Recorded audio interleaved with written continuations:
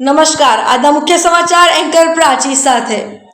અંકલેશ્વરના જીઆઈડીસી વિસ્તારમાં આવેલા જાણીતા D A. Anandpura cultural and sports centre ખાતે લાયન્સ ક્લબ ઇન્ટરનેશનલની પાનોલી શાખાના નવા વર્ષના પદગ્રહણ સમારોહ એટલે ઇન્સ્ટોલેશન સેરેમનીનું ભવ્ય આયોજન કરવામાં આવ્યું હતું. આ ગરિમાપૂર્ણ કાર્યક્રમમાં ક્લબના નવા વર્ષના પ્રમુખ તરીકે શ્રી ઉમિયા કોર્પોરેશનના અગ્રણી ઉદ્યોગપતિ શ્રી ધીરેન બારિયાની સત્તાવાર નિમણૂક કરવામાં આવી હતી અને તેમણે હર્ષોલ્લાસ સાથે પોતાનો કાર્યભાર સંભાળ્યો હતો. રવિવારના રોજ સાંજે 5 વાગ્યાથી શરૂ થયેલા આ સમારોહમાં લાયન્સ ક્લબના પદાધિકારીઓ, આમંત્રિત મહેમાનો, સ્નેહીજનો અને અંકલેશ્વર પાનોલી ઔદ્યોગિક વસાહતના અગ્રણીઓ મોટી સંખ્યામાં ઉપસ્થિત રહ્યા હતા. કાર્યક્રમ દરમિયાન ઉપસ્થિત તમામ શુભચિંતકો અને સ્નેહીજનોએ નવા નિમાયેલા પ્રમુખ શ્રી ધીરેન બારિયાને પુષ્પગુચ્છ આપીને ઉત્સાહભેર અભિનંદન પાઠવ્યા હતા. આ પ્રસંગે નવનિયુક્ત પ્રમુખ શ્રી ધીરેન બારિયાએ સૌને આભાર વ્યક્ત કરતા જણાવ્યું હતું કે સ્નેહીજનોની હાજરી અને લાગણી જ આગામી વર્ષ દરમિયાન માનવતાવાદી અને સામાજિક સેવાના ઉત્કૃષ્ટ કાર્યો કરવા માટે પ્રેરક બળ પૂરું પાડશે.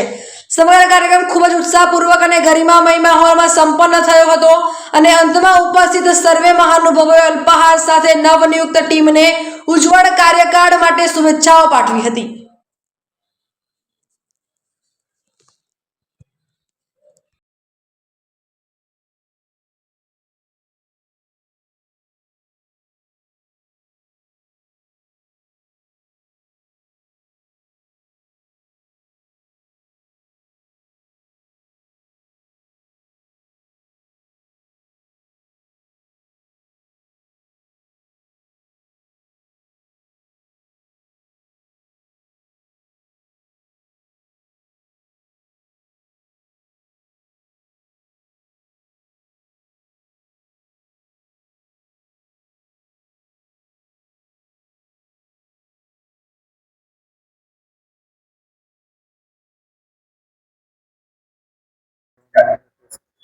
આજે Lions Club of Panoli industrial એરિયાના શપથવિધિ સમારોહમાં હું વર્ષ 2025 વર્ષ 26-27ના પ્રેસિડેન્ટ તરીકે શપથ લીધી છે અને આવનાર વર્ષમાં અમે લાયન્સનો જે સૂત્ર છે વિસવ એના મુજબ અમે ડાયાબિટીસ મેડિકલ સેન્ટર,